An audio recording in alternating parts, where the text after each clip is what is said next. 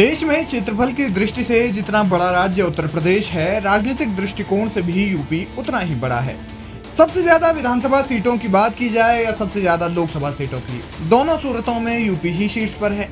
लेकिन एक और चीज है जिसके लिए उत्तर प्रदेश खूब सुर्खियों में रहता है, वो है सियासी जंग। जी हाँ, उत्तर प्रदेश की राजनीति में जितने राजनीतिक हंगामे देखने को मिल जाते हैं, वो केंद्र की राजनीति को भी प्रभावित करते हैं और सियासी गर्मी को और बढ़ा देते हैं, जो राजनीति को रोमांचक बना देते हैं। अब देखिए, लोकसभा चुनाव में जो बीजेपी उत्तर प्रदेश की 90% सीटों को कब्जाने का ठान चुकी थी, वही बीजेपी आधे से भी कम सीटों पर सिमट गई। वहीं जो विपक्ष अंत तक भी सीट शेयरिंग के पेंच में उलझा रहा, वो विपक्ष सत्ताधारी पार्टी पर उम्मीद से ज्यादा हावी रहा।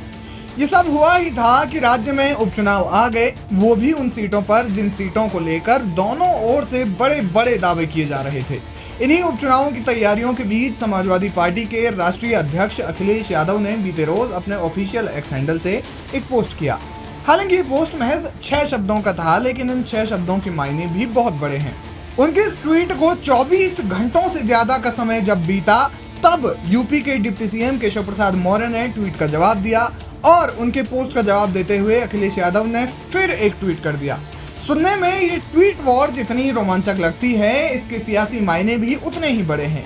बीते रोज अखिलेश यादव ने पोस्ट किया, मानसून ऑफर 100 लाओ, सरकार बनाओ। दरअसल यूपी विधानसभा में 403 सीटें हैं, जिनमें से समाजवादी पार्टी के पास इस समय 105 विधायक हैं और बहुमत के लिए 197 का आंकड़ा चाहिए। इसलिए अखिलेश यादव ने 100 लाओ, सरकार बनाओ की बात कही।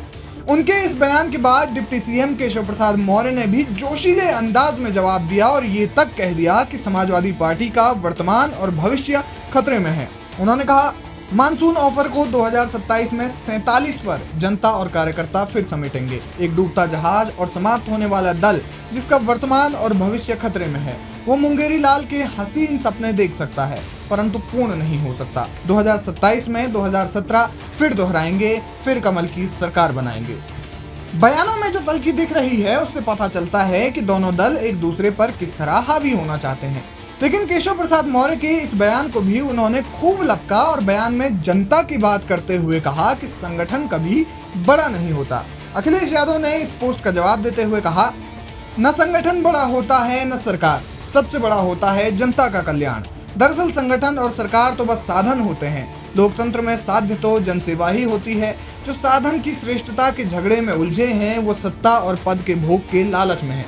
उन्हें जनता की कोई परवाह ही नहीं है। भाजपाई सत्तान्मुखी है, सेवान्मुखी नहीं।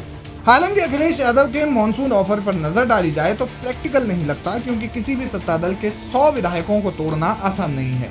बहरहाल बयानबाजियों की इस ट्वीट वॉर पर आप क्या कहेंगे, हमें कमेंट करके जरूर बताएं।